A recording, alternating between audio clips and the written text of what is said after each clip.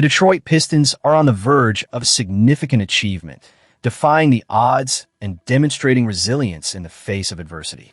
With just one more win needed, or one loss from the Boston Celtics to clinch the #1 seed in the Eastern Conference, the Pistons have shown that they are not defined solely by their superstar, Cade Cunningham, who is sidelined due to injury. This moment in the season is not just a statistic. It's a testament to the very essence of the team's identity. Next man up is a phrase that gets tossed around in sports, often without much thought. But for the Pistons, it has become a rallying cry that rings true. Over the last 10 games, Detroit has managed a remarkable 8-2 record without their All-NBA guard, transforming hardship into a benchmark for growth. Each player has stepped up, expanding their roles and responsibilities, and the collective effort has propelled the team to peak performance just as the playoffs loom on the horizon. Now, let's delve deeper into how this team has evolved without Cunningham. The emergence of Jalen Duren has been nothing short of spectacular. The 22-year-old center is putting up impressive numbers: 25 points, 11 rebounds, and 3 assists per game, while shooting an astounding 68% from the field. His performance has placed him firmly in the conversation for most improved player and even All-NBA status, which is a remarkable feat for a player still early in his career. What truly sets Duren apart in this stretch has been his playmaking ability. He's not just a scoring machine. He's taken on the role of an offensive hub. Duren is bringing the ball up the floor, initiating offensive sets, and facilitating plays from the top of the key. His capability to find cutters and create opportunities for his teammates is a clear indication of his growth. In fact, he now has the second most games this season with 20 points and 10 rebounds on 50% shooting, trailing only the great Nikola Jokic. This is not just about individual stats. It's about how Duren's presence allows the Pistons to run their offense effectively even in Cunningham's absence. And let's not overlook the strategic implications of Duren's development. When Cade returns, this newfound offensive flexibility could create a dynamic where Cunningham can thrive off the ball. Imagine defenses having to choose between pressuring Cade at the point or dealing with Duren's unique skill set as an offensive initiator. That's a nightmare scenario for opposing teams. On the defensive end, Ausar Thompson has emerged as the heart of the Pistons' defense. Fresh from claiming his second Defensive Player of the Month award, Thompson is averaging nearly 3 steals and 1.1 blocks per game during this critical stretch. His versatility has been showcased against some of the league's elite scorers, including matchups with Luka Doncic and Shai Gilgeous-Alexander. In a recent game against the Minnesota Timberwolves, Thompson's impact was palpable.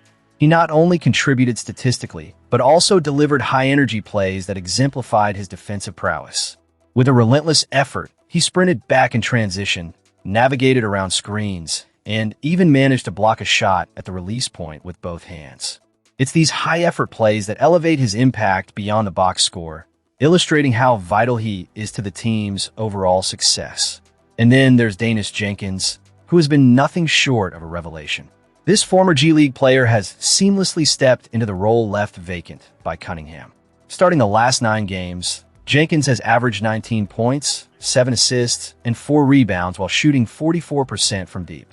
His ability to play both on and off the ball has provided the Pistons with invaluable flexibility in the backcourt, allowing them to adapt to various game situations. Kevin Huerter's performance has also started to take shape. After a slow start following his trade deadline acquisition, Huerter has found his rhythm. In his last 7 games, he's averaged 12.1 points while shooting an impressive 40% from 3. His capability to attack closeouts and create plays against rotating defenses has added another layer to Detroit's offensive arsenal. This growing trust in players like Huerter and Jenkins could be pivotal as the team heads into the playoffs, where spacing and offensive flow will be crucial. As the regular season approaches its climax, the Detroit Pistons are not just surviving without their star. They are thriving. The way this team has adapted and evolved speaks volumes about their character and resilience. The journey to this point has forged a new identity for the Pistons, and as they prepare for the postseason, the excitement is palpable. The next steps will be crucial, and as we transition into our next topic, the anticipation for what lies ahead only grows. With the Detroit Pistons edging closer to a monumental achievement, the energy is palpable. A thrilling 113-108 victory over the Minnesota Timberwolves has put the Pistons on the brink of clinching the #1 seed in the Eastern Conference for the first time since the 2006-2007 season. This isn't just a statistic. It's a testament to the resilience and determination of a team that has faced its fair share of challenges. Now, as the stage is set for a pivotal matchup against the Philadelphia 76ers on Saturday night, Pistons fans are on the edge of their seats. A win in Philadelphia would not only solidify their position at the top, but could also see them secure the #1 seed even before stepping onto the court. How? If the Boston Celtics falter against the Milwaukee Bucks on Friday night, the Pistons can lay claim to the coveted top spot without lifting a finger. It's a scenario that has fans nervously pulling for the struggling Bucks, who, despite their lackluster 30-46 record, could play the role of unexpected heroes for Detroit. With just 5 games remaining, the Pistons hold a comfortable 4.5-game lead over the Celtics. The math is simple. For Detroit to miss out on the #1 seed, they would have to lose every one of their remaining games while the Celtics would need to win all of theirs. Given the Pistons' recent form, that scenario seems highly unlikely. Since the diagnosis of their star player, Cade Cunningham, with a collapsed lung, the team has managed to keep their heads above water, losing only 2 games, both in overtime against the Oklahoma City Thunder and Atlanta Hawks. This speaks volumes about the depth and tenacity of the roster.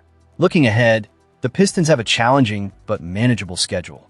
Along with the crucial game against the 76ers, they will face the Orlando Magic, Charlotte Hornets, and Indiana Pacers on the road, with a final home game against the Bucks on April 8th.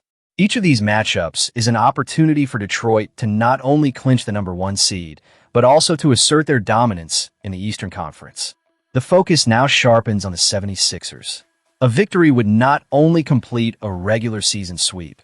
Detroit has won all 3 encounters this year, but would also send a clear message to the rest of the league. Key to that effort will be Pistons guard Danis Jenkins, who has truly emerged during this stretch. Since taking on a starting role, Jenkins has been nothing short of sensational, scoring in double figures in every game except one.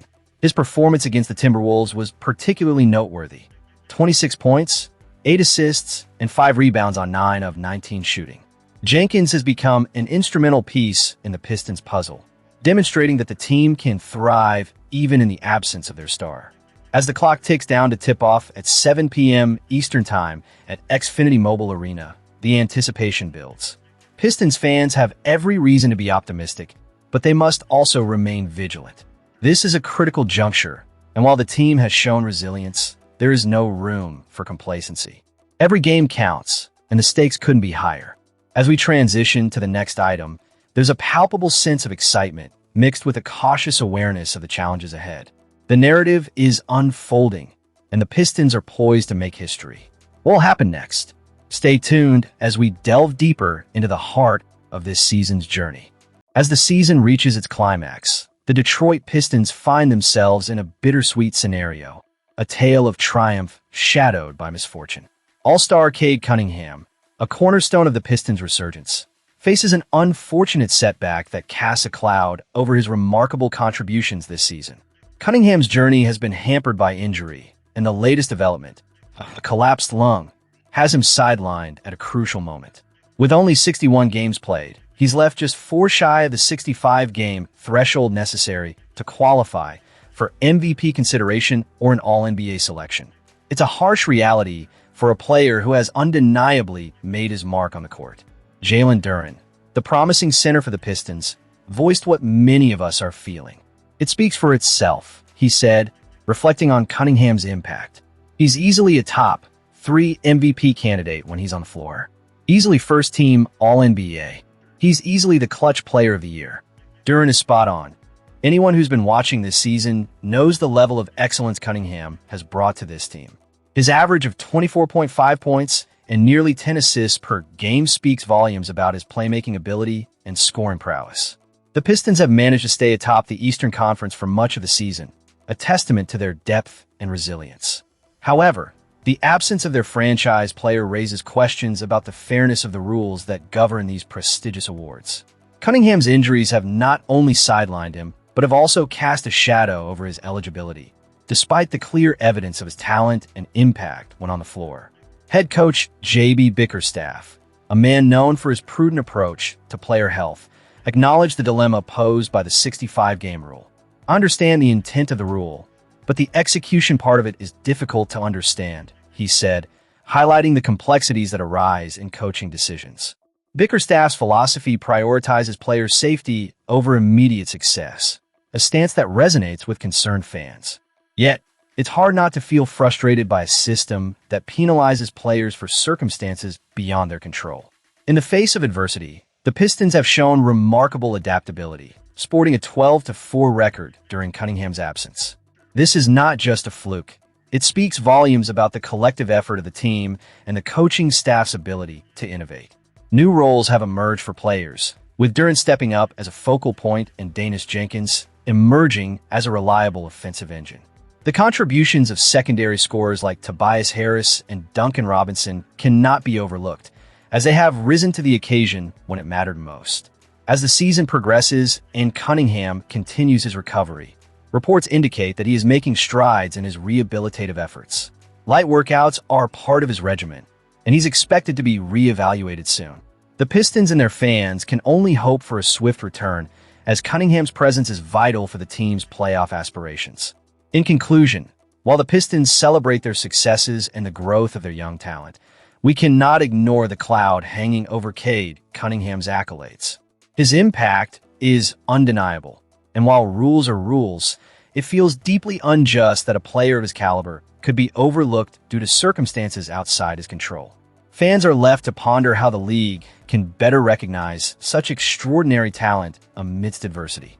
What do you think about the situation surrounding Cade Cunningham? Should the league reconsider its eligibility rules for awards? Let us know in the comments below, and don't forget to subscribe for more insights and updates on your Detroit Pistons.